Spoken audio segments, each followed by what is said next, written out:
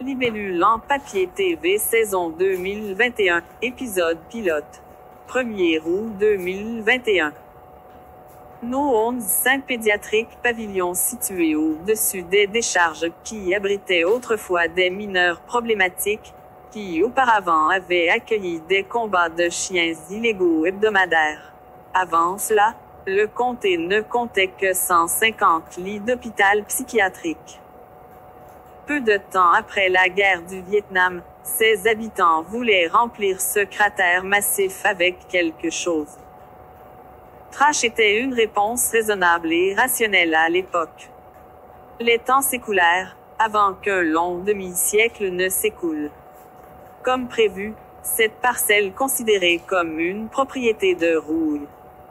Pendant des années, le comté a dépensé beaucoup d'argent et une main-d'œuvre laborieuse sans fin pour combattre, pour repousser les apparences flétries, mais n'a atteint que des frustrations.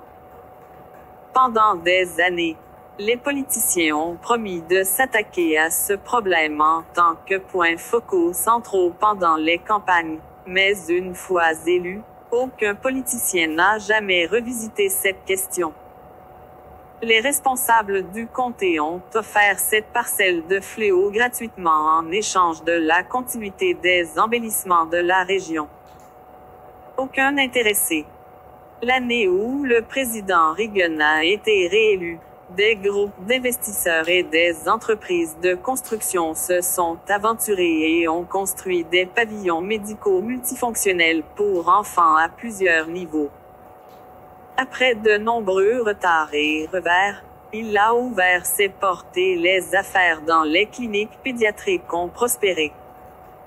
Dans son centre le plus situé, se trouvent des cliniques de pédiatrie, de psychiatrie et de psychologie.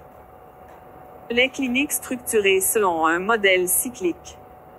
Tida, une fillette de 8 ans au teint châtain clair, aux longs cheveux noirs, aux yeux marrons, au nez retroussé et aux traits du visage des plus attrayants. Elle se tenait debout à près de 4 pieds. Son rendez-vous avec le docteur Maria Hernandez a été repoussé de 30 minutes. La réceptionniste a diverti l'un des jeunes patients de la clinique. Vendredi tard midi. À l'extérieur, les conditions météorologiques ont incité nos futurs élèves de 8e à quitter immédiatement l'intérieur. Soleil à 85 degrés accompagné des douces brises de zéphyr. Un ciel clair et ultra bleu avec de maigres nuages blancs et gonflés dispersés dans tout le cosmos avec un espace apparu plus haut que d'habitude. L'orphelin Dudley était assis à ma droite.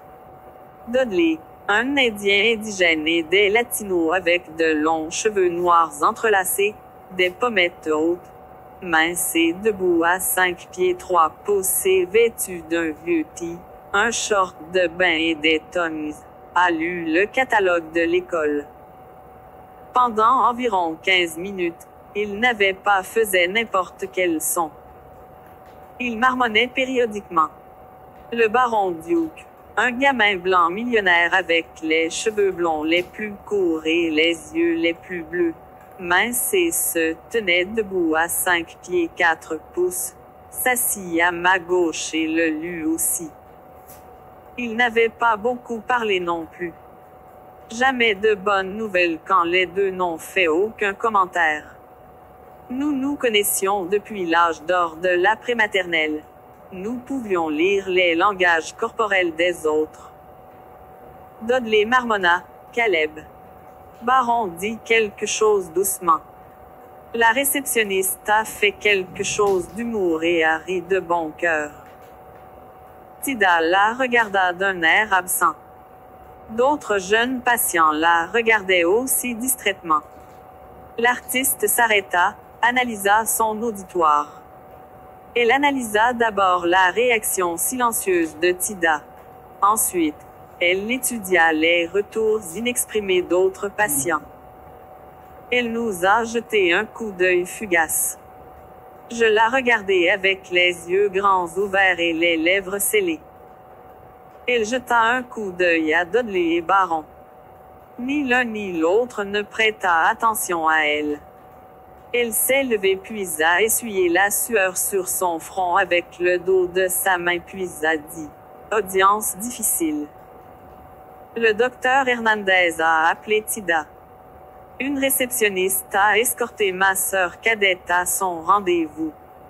Samedi avant le début officiel de l'école, un groupe d'entre nous s'est réuni au parc aquatique Enchanted.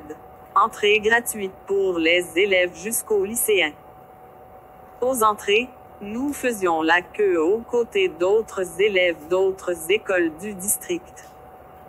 Beaucoup d'étudiants et d'accompagnateurs remplissaient ces vastes espaces de stationnement. Des autobus scolaires, des fourgonnettes affrétées et d'autres types de véhicules ont également rempli ces places de stationnement. De plus en plus d'étudiants et d'accompagnateurs faisaient la queue à toutes ces entrées. Des bus supplémentaires, des voitures familiales, des fourgonnettes et des bus affrétés ont rempli tous les espaces disponibles et se sont déversés sur les zones herbeuses et les allées. Beaucoup de vélos et de planches à roulettes regroupés dans quelques zones les plus proches des portes d'entrée. Baron chaperonné sur limousine et majordome. Dudley et moi sommes montés sur nos vélos. Nous nous sommes rencontrés à l'arrière de la masse des gens. Nous nous sommes salués à coups de poing puis avons fait la queue derrière les autres. Nos autres camarades de classe étaient parmi d'autres masses d'amateurs du parc. Les conditions météorologiques les plus proches de l'acceptable, mais se sont rapprochées d'un territoire faisable. À 8 heures du matin, la température atteint 70 degrés avec un courant d'air modéré. Nuages matinaux dispersés dans l'atmosphère. Des brises soleil sont apparues dans l'hémisphère oriental. Là-bas, cette portion particulière était éclairée de couleur orange clair. Il semblait qu'un feu de camp était érigé. Les mouvements et les bruits de bedlam des participants les plus animés venaient de toutes les directions. Les plus jeunes ont fait preuve de vitalité. Les plus âgés affichaient de la sérénité. Les chaperons ont démontré des capacités multitâches. Les employés de parc ont aidé et donné des conseils. Tout le monde de toutes les directions a contribué au pandémonium de mouvements et de bruit dans le parc aquatique enchanté. Mes parents ont emmené Tida et mon frère aîné Seth, un lycéen et ma sœur aînée Siakim, un étudiant en 2e année pour voir nos grands-parents. J'ai choisi de ne pas y aller pour plusieurs raisons. Toutes les énigmes morales de mes grands-parents ont évolué autour de Tida et moi. Ils prétendaient que je traitais ma sœur cadette comme si elle était ma fille. Ils ont affirmé que Tida avait besoin d'un amour dur et non de sympathie. Mes parents ont accepté. Seth et Siakim étaient des jokers sur des sujets uniquement alignés sur leurs humeurs. Un jour, ils ont soutenu l'idéologie de nos grands-parents et un jour, ils n'auraient pas pu être plus en désaccord avec moi. Dudley n'en avait pas conscience. Il ne comprenait pas les relations entre frères et sœurs. Il ne comprenait ni ne voulait en savoir plus. À chaque 3e lune bleue et pas une seconde plus tôt, il a demandé pourquoi Tida n'avait ni ri, ni pleuré, ni montré aucune autre émotion. Dudley l'a appelée une nuisette cambodgienne. J'ai choisi de ne pas répondre à sa demande. Baron a suggéré.